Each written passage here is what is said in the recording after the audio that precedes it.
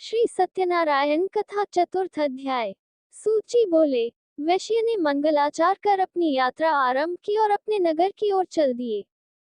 उनके थोड़ी दूर जाने पर एक दंडी वेशधारी श्री सत्यनारायण ने उनसे पूछा, हे साधु, तेरी नाव में क्या है? अभिवानी वणिक हंसता हुआ बोला, हे दंडी, आप क्यों पूछते हो? क्या धन लेने की इच्छा है? मेरी नाव में तो बेल व पत्ते भरे हुए हैं। वैश्य के कठोर वचन सुन भगवान बोले, तुम्हारा वचन सत्य हो। दंडी ऐसे वचन कह वहां से दूर चले गए। कुछ दूर जाकर समुद्र के किनारे बैठ गए। दंडी के जाने के बाद साधु वैश्य ने नित्य क्रिया के पश्चात नाव को ऊंची उठते देखकर अचंभा माना और नाव में बेल पत्ते आदि देख वह मूर्छित हो जमीन पर गिर पड़ा। मूर्छा खुलने पर वह अत्यंत शोक में डूब गया। तब उसका दामाद बोला कि आप शोक न मनाएं, ये दंडी का शाप है, इसलिए हमें उनकी शरण में जाना चाहिए, तभी हमारी मनोकामना पूरी होगी। दामाद की बात सुनकर वह दंडी के पास पहुंचा और अत्यंत भक्तिभाव नमस्कार करके बोला, मैंने आपसे जो असत्य वचन कहे थे उनके लिए मुझे क्षमा दे।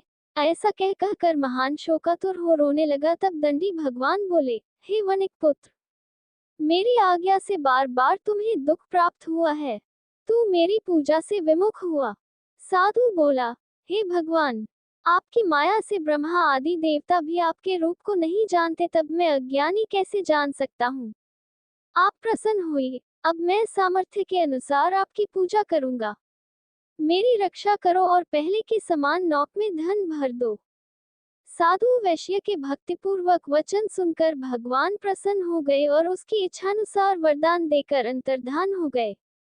ससुर जमाई जब नाव पर आए तो नाव धन से भरी हुई थी। फिर वही अपने अन्य साथियों के साथ सत्यनारायण भगवान का पूजन कर अपने नगर को चल दिए। जब नगर के नजदीक पहुंचे तो दूत को घर पर खबर करने के लिए भेज दिया। दूत साधु की पत्नी को प्रणाम कर कहता है कि मालिक अपने दामाद सहित नगर के निकट आ गए हैं। दूत की बात सुन साधु की पत्नी लीलावती ने बड़े हर्ष के साथ सत्यनारायण भगवान का पूजन कर अपनी पुत्री कलावती से कहा कि मैं अपने पति के दर्शन को जाती हूँ, तू कार्य पूर्ण कर शीघ्र आ जा। माता के ऐसे वचन सुन कलावती जल्दी में प्रसाद छोड़ अपने पति के पास चली गई। प्रसाद की अवज्ञा के कारण श्री सत्यनारायण भगवान रुष्ट हो गए और नाव सहित उसके पति को पानी में डुबो दिया। कलावती अपने पति को वहां ना पाकर रोती हुई जमीन पर गिर गई। नौक को डूबा हुआ देख व कन्या को रोता देख साधु दुखी होकर बोला कि हे प्रभु, मुझसे तथा मेरे परिवार से जो भूल हुई है उसे क्षमा करें। साधु के दीन वचन सुनकर श्री सत्यनारायण भगवान प्रसन्न हो गए और आकाशवाणी हुई, हे साधु, तेरी कन्या मेरे प्रसाद को छोड़कर आई है, इसलिए उसका पति अदृश्य हो गया है। यदि वह घर जाकर प्रसाद खाकर लौटती है तो इसे इसका पति अवश्य मिलेगा।